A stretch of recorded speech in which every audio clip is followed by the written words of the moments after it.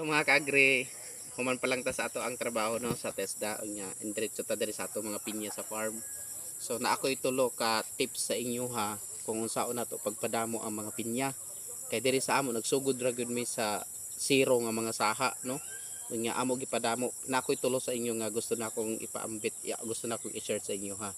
Una, no, naatay gitawag na makuha nato or makapadamo ta gikan sa iyahang corona.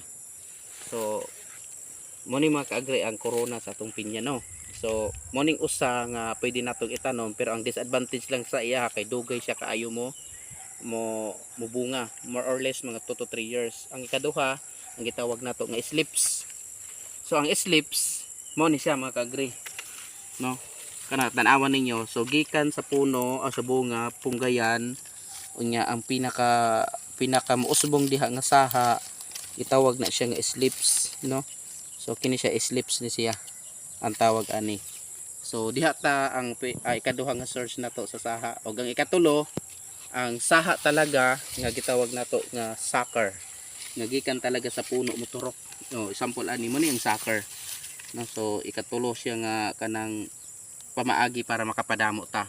So kana nga tulo iso sa mga teknik nato ng mga mag-uuma nga sa farming is dako siya kayo gamit.